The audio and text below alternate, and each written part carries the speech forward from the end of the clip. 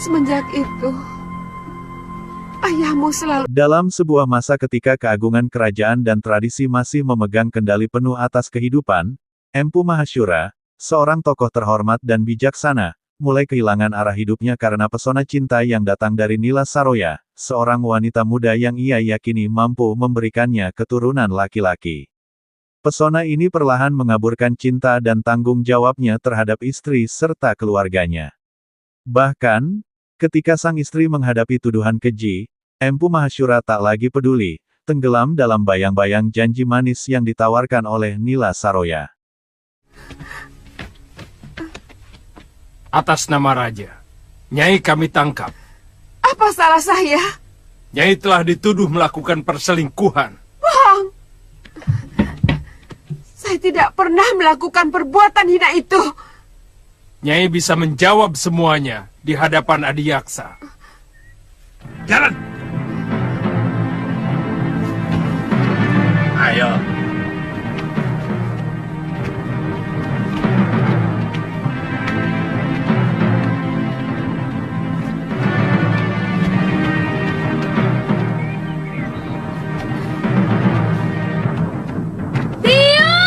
Jangan ikut campur ini. Kamu bisa dituduh melawan raja. Dan hukumannya, kamu akan dibuang ke Pulau Momongan. Dia biung saya. Tuan harus memberitahu Bapak lebih dahulu sebelum membawa biung. Sudah, Galuh. Ayahmu sudah tahu. Biungmu pantas menerima hukuman. Karena dia telah menyiramkan kotoran kepada Padepokan Sugaluh. Bohong! Paman telah memfitnah biung.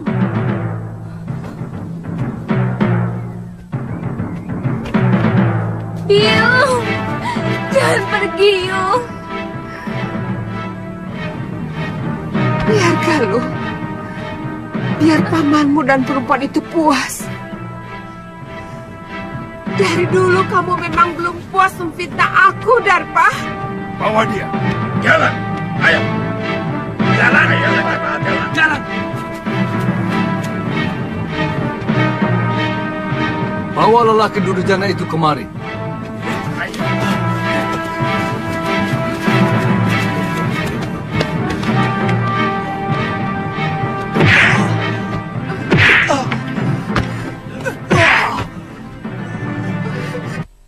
Kamu Darpa.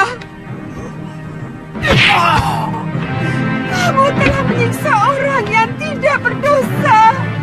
Nyai Dewi, keadilan Gusti Betara akan menentukan apakah Nyai bersalah atau tidak. Sebab tuduhan Adiyaksa diperkuat saksi-saksi yang bisa dipercaya. Bawa. Jalan! Jalan! Biung. Biung. Ketika tuduhan perselingkuhan dengan seorang pembantu setia mulai menyeruak, istri Empu Mahashura diseret ke pengadilan kerajaan. Pengadilan itu bukanlah seperti yang kita kenal sekarang, melainkan sebuah dewan keadilan kuno yang memutuskan nasib berdasarkan saksi, sumpah, dan juga manipulasi. Sang istri yang tidak bersalah itu harus berdiri di depan hakim, menyangkal tuduhan yang dilemparkan kepadanya, meski seorang pria telah dipaksa untuk memberikan pengakuan palsu. Telah berkhianat, menyeleweng.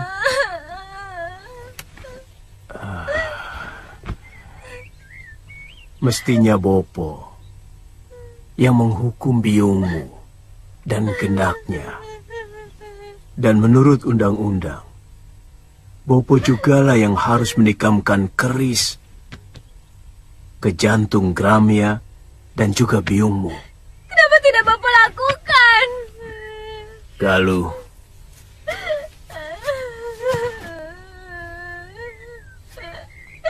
kamu belum bisa untuk mengerti persoalan orang tua. Memang barangkali ini bukan kesalahan biungmu semata. Apa yang dilakukan oleh biungmu mungkin juga adalah kesalahan Bopo yang selama ini tidak pernah mengunjungi biliknya. Tapi tidak berarti dia boleh mengkhianati hak Bopo sebagai seorang suami. Apa Bopo sudah menyelidiki dan menyaksikan sendiri perselingkuhan Biung? Saya sudah menanyakan langsung Bopo. Biung tidak melakukan apa-apa. Ini semua fitnah dari Paman Darpasyura. Apakah selama ini kamu pernah melihat Bopo sewenang-wenang, loh? Bukan cuma pamanmu yang menyaksikan dengan mata kepala sendiri hubungan biungmu dengan Gramia. Itu kenapa Bopo menyerahkan keadilan kepada Betara Risedayu supaya biungmu bisa melakukan pembelaan.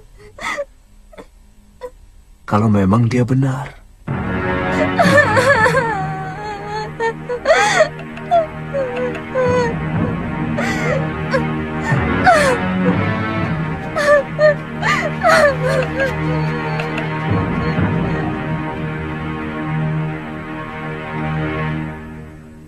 Kasihan anakmu, Kakang. Bagaimana kalau Yunda Sintawati benar-benar dibuang ke Pulau Momongan? Masalahnya memang sudah cukup pelik. Bagaimanapun juga, perselingkuhan itu adalah dosa yang tak bisa diampuni. Dan persoalannya sudah terbuka. Saya bisa mengerti kalau dia marah. Dan barangkali dendam. Anak dari Empu Mahasyura, yang tak terima dengan fitnah terhadap ibunya, berusaha mencari keadilan.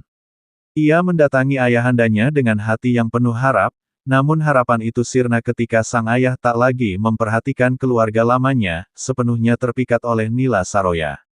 Dalam keputusasaan, anaknya bersama Suliwa, kekasih yang juga murid dari Padepokan Sugaluh, memutuskan untuk pergi ke pengadilan untuk membela sang ibu.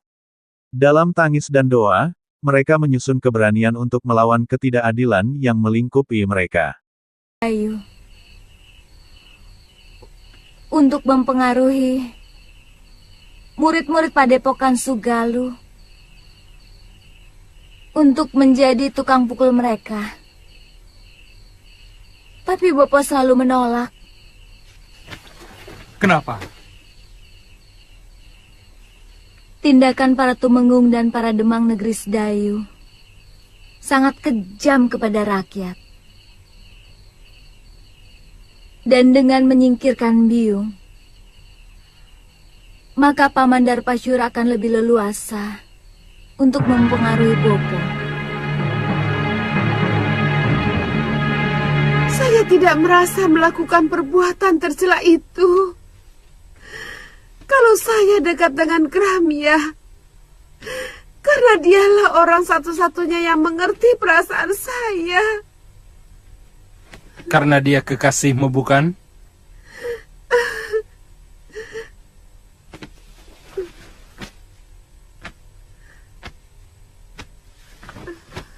Darpasura melihat kalian berpelukan, bermesraan. Bohong!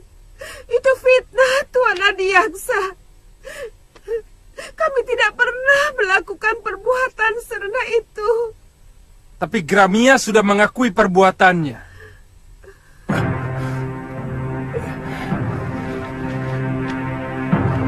Bahkan menurut dia, sudah beberapa kali melakukan hubungan badan dengan Nyai Dewi.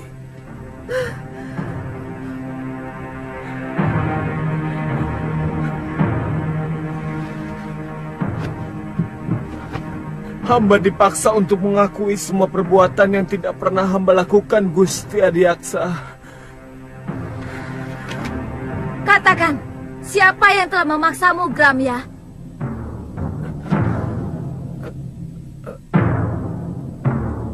Di malam yang sunyi, Suliwa dan kekasihnya merenungi nasib sang ibu. Mereka yakin bahwa ini adalah fitnah yang keji, karena ibunda mereka, sebagai istri yang setia, tahu betul akibat melanggar sumpahnya.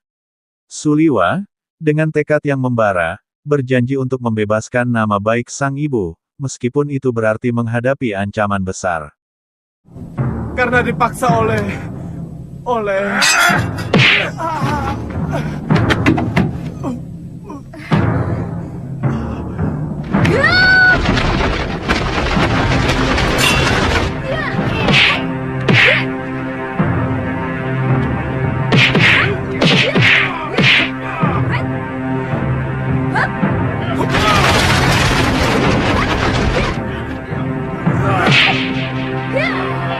Prajurit, tangkap kedua itu.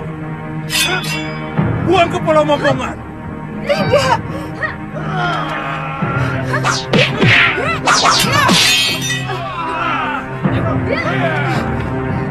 Galuh, lari.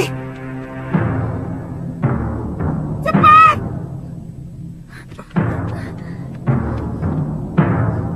Tunggu. Aku yang bertanggung jawab, bukan mereka. Tenang Tuan Adiaksa. Kedua anak itu pasti akan diusir dari perguruan Sugalu. Saya akan laporkan kekurang ajaran ini kepada Kakang Empu.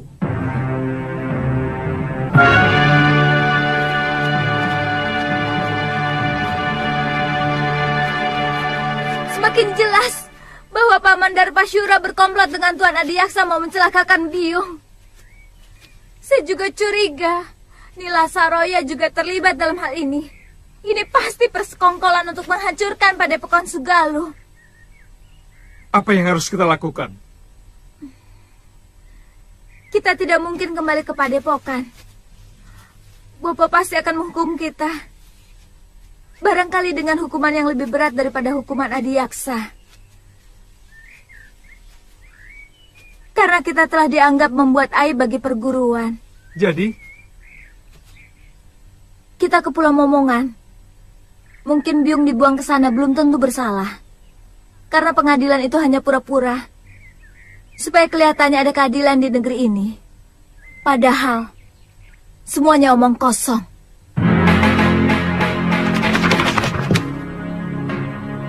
Sudah siang kok kamu masih tidur, Lil? Iya. Apa kamu tidak ke sawah? Namun, sidang berjalan tak adil. Meskipun sang ibu membela diri dengan segenap keyakinan, pengakuan palsu pria yang dipaksa justru memperburuk situasi. Persidangan berakhir ricuh ketika Suliwa dan kekasihnya mencoba melawan. Akibatnya, mereka berdua dihukum buang ke Pulau Momongan, sebuah tempat terasing yang terkenal penuh dengan bahaya dan misteri. Sini. Aku kangen sama kamu, Bil. Apa tidak boleh? Ya boleh toh. Aku malah seneng. Tapi aku tadi kaget. Saya kira ada berita apa toh? Aku kan sudah janji akan tetap mengunjungi. Iya. Genteng, kamu akan saya ganti emas. Cagak juga saya ganti emas. Betul. Ini cagaknya didorong lagi. Aduh, cagaknya. Aduh, nanti kalau ambrol loh. Kerja kok pada males-males. Hei, ayo kerja. Kok ngeliatin aku terus loh. Gak pernah lihat orang ya. Kok sama aku kok gumun loh. Aku bukan orang apa? Gumun loh. Sama orang kaya kok gumun. Oh ya, jangan galak-galak toh, Popo. Pati-pati bukan, demang bukan. Kok yo galak kayak gitu? Aduh, ini lagi. Semua sudah pada kerja loh. Kok baru bangun kamu, Bil? Hah? Loh? Waduh, si Putih.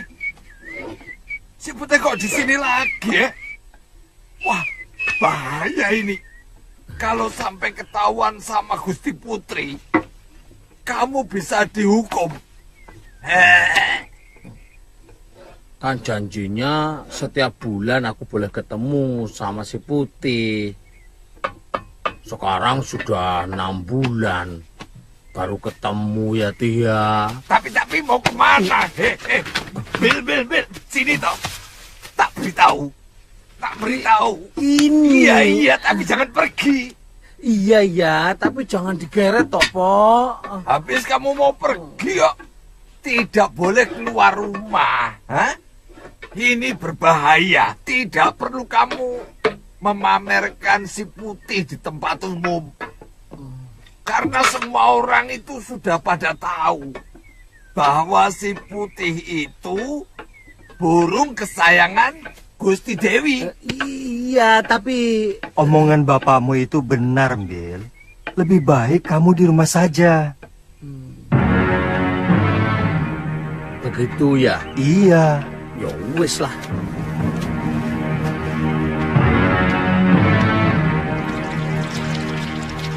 Bayangan itu seperti melekat dalam pikiranku, Mbok. Aku benci, tapi... Maaf, Gusti, bayangan siapa? Si Putih. Di sisi lain, dalam suasana istana, Prabu Anglingdarma yang dikutuk menjadi seekor burung, berusaha kembali kepada sang putri raja. Namun, sang putri pernah mengusir burung putih itu karena mengira ia adalah jelmaan makhluk halus. Di malam yang dingin, si putih, Prabu Anglingdarma dalam wujud burung, datang lagi. Kali ini memohon kepada sang putri untuk melepaskan jambulnya sebagai cara mematahkan kutukan yang membelenggu. Dengan hati yang mulai luluh, sang putri memenuhi permintaan burung tersebut. Kalau kamu memang mencintainya, kenapa kamu tidak nyusul saja ke kamar Gusti Putri? Kamu mau saya dipotong dan dibikin bekakak? Iya. Makanya kamu juga macam-macam sih. Belibis itu kan bangsa burung. Kok ya naksir manusia? Putri raja lagi. Ndak patut toh. Jadi orang itu. Lali aku. Jadi burung itu. Mbok ya tahu diri. Atau kamu sudah pengen kawin. Ngomong. Ngono kok ya isin. Kalau kamu sudah pengen kawin, besok tak cariin di pasar. Di sana itu banyak belibis betina yang cantik-cantik dan bersih. Oh, ngawur kamu. Saya maunya sama Putri Sekarwangi. Dia itu satu-satunya wanita yang paling cantik dan baik hati, Bil. Oh. Tubuhnya sesuai dengan namanya. Wangi.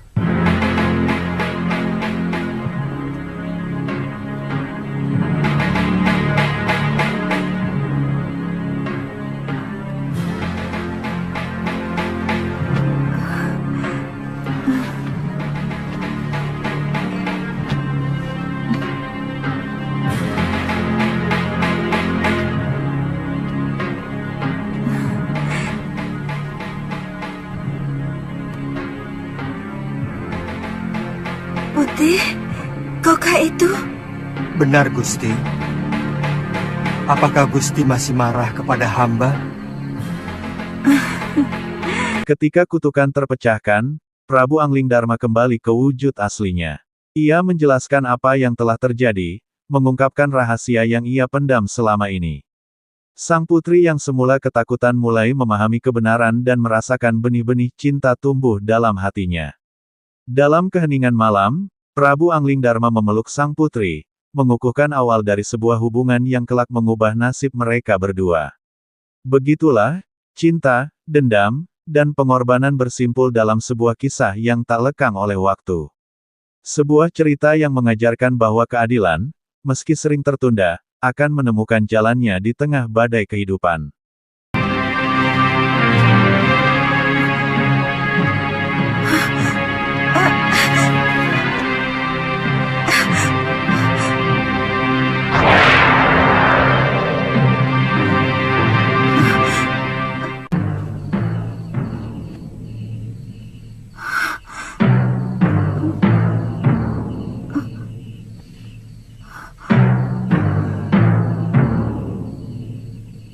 Siapa sebenarnya, Tuan?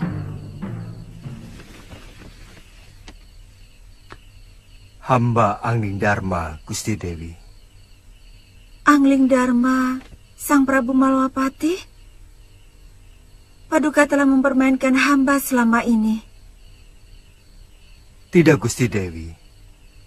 Gusti Dewi, hamba... Jangan panggil hamba dengan sebutan Gusti. Karena padukalah yang patut hamba gustikan. Bagaimana kalau kita tidak usah saling memanggil Gusti?